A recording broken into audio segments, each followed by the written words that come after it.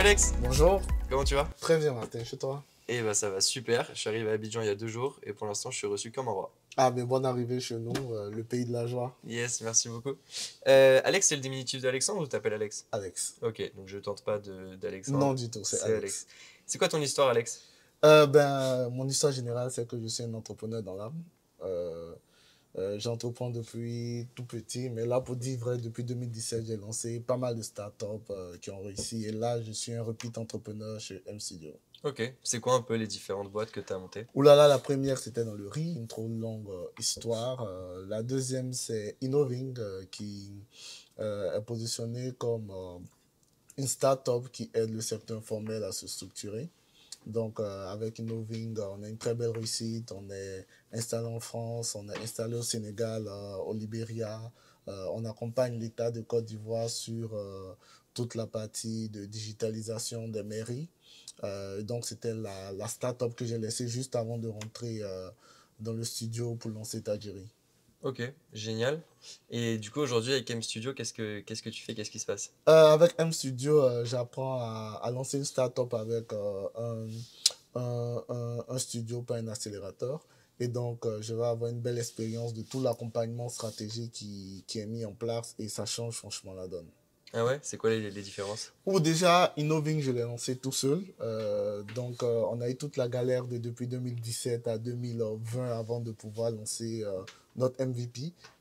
Avec Tajiri, que je lance avec le studio, on a déjà l'accompagnement qui est mis en place. Ils vont l'annoncer, la levée de fonds qu'on a fait juste après le hier. Et donc, ça change complètement notre vision. En plus, on a tout l'accompagnement structurel, on a tout l'accompagnement stratégique. On a de très beaux bureaux, on est situé, on a pignon quand même sur rue Ouais, à ITC, donc ça change vraiment notre approche véritable de l'accélération d'une startup. ok, génial. Toi, t'as l'impression qu'entre l'entrepreneuriat traditionnel, par exemple, tu parlais d'une boîte dans le riz, ou une start-up, est-ce qu'il y a beaucoup de différences ou est-ce que finalement c'est la même chose qui est fait autrement? Ah non, non, non, c'est complètement différent, mais je vais le mettre encore à plusieurs niveaux. Donc l'entrepreneuriat traditionnel, style une PME, même si on la lance dans le digital, l'entrepreneuriat de lancer une start-up sans accompagnement d'un studio, d'un accélérateur, et le lancement d'une start-up avec un accélérateur ou un studio comme le M Studio. C'est complètement différent parce que vous n'êtes pas sur les mêmes possibilités de départ.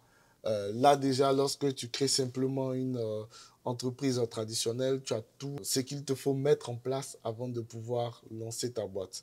Lorsque tu crées une start-up, tu as certes l'écosystème start-up qui est là, mais tu n'as pas les financements qui vont te permettre de pouvoir scaler rapidement.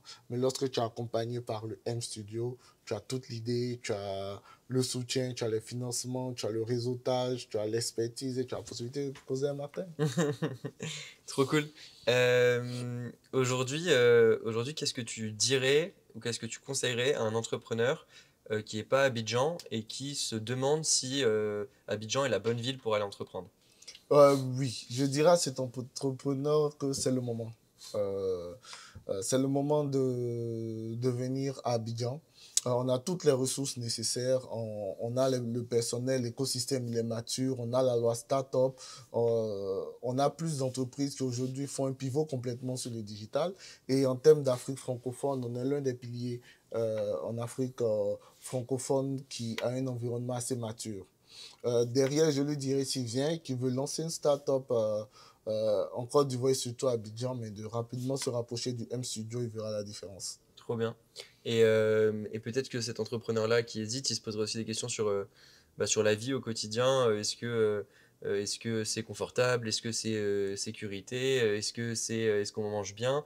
C'est quoi un peu pour toi? Tu pourras témoigner, on aime dire, et aujourd'hui on voit un peu avec tous ces grands rappeurs qui s'installent à Abidjan, Abidjan le plus doux au monde, il n'y a rien à dire. Donc sur l'aspect vie sociale, sur l'aspect culinaire, découverte de plusieurs endroits, vraiment Abidjan est le lieu où il faut être. Donc pas de souci. Après, on a vraiment une qualité de vie qui ne fait que grandir. On voit par exemple avec les différentes infrastructures qui sont mises en place déjà dans le pays, mais surtout le niveau de la vie qui quand même reste pas le plus élevé de Hmm, la sous-région.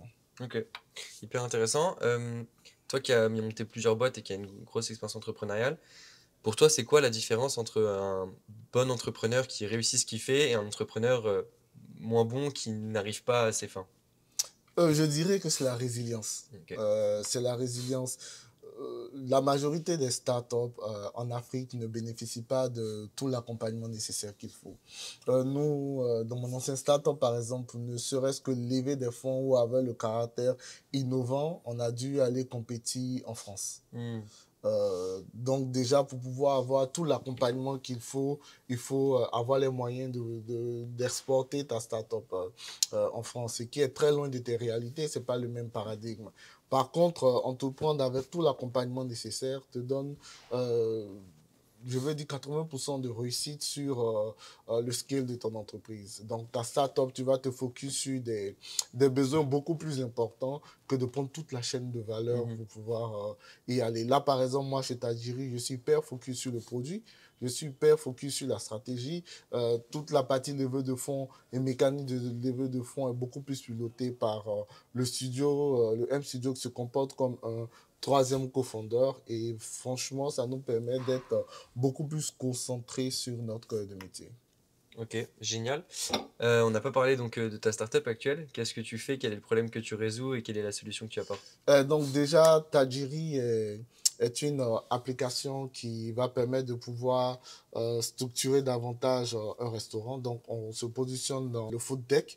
Il faut savoir qu'en Afrique, surtout francophone, le premier secteur d'activité de toutes les familles, qu'elles soient nantis ou pas, est un restaurant. Ici, pour pouvoir ouvrir un restaurant, il te suffit d'avoir environ 200 000 francs CFA, de pouvoir avoir quelques chaises et tables et tu as ton restaurant. Et donc, c'est un secteur qui est en plein boom, surtout avec la venue des grandes startups dans le domaine de la livraison. Mais malheureusement, que ce soit les gérants de ces entreprises, de ces petits restaurants, ils n'arrivent pas à se développer, ils n'arrivent pas à tirer profit de leur activité. Et donc, notre application vient leur permettre de pouvoir enregistrer l'ensemble de leurs ventes, centraliser l'ensemble des demandes ou de pouvoir être complètement plugué aux sociétés de livraison, mais surtout de monitorer l'ensemble de leur activité depuis leur téléphone. Génial.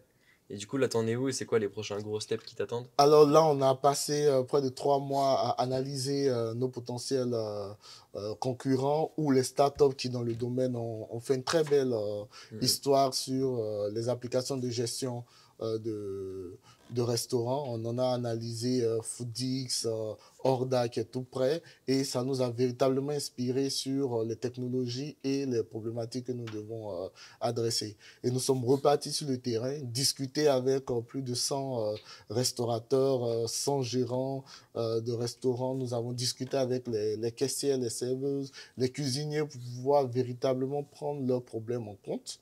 Ne pas rester dans nos bottes de start-upers, mais adresser véritablement leurs problématiques, ce que nous avons fait. Et donc là, nous avons fini notre première levée de fonds. On va commencer à attaquer notre MVP, aller sur le terrain pour onboarder nos premiers clients.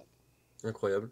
Super. Et avant qu'on se quitte, est-ce que tu as un dernier mot, un dernier conseil, une dernière remarque à me dire? Ah oui, effectivement, plusieurs personnes vont se demander, mais Innoving est une start-up qui se positionne très bien, qui a une très belle croissance, qui a réalisé de beaux projets. Pourquoi est-ce qu'aujourd'hui je quasiment laisse Innoving pour venir sur un projet avec un start-up? Je dirais que l'envie d'entreprendre ne se limite pas seulement qu'à la réussite d'une start-up. Innoving a réussi à être une PME digitale, mais là aujourd'hui, je veux que Tajiri soit une licorne très vite et pourquoi pas l'une des premières licornes de Côte d'Ivoire. Et c'est là qui fait la différence. Incroyable. En tout cas, c'est tout ce qu'on te souhaite et moi je suivrai tes aventures avec beaucoup de plaisir. Avec plaisir. Merci Allez, beaucoup pour ton merci temps. bien et surtout bienvenue en Côte d'Ivoire. Merci beaucoup.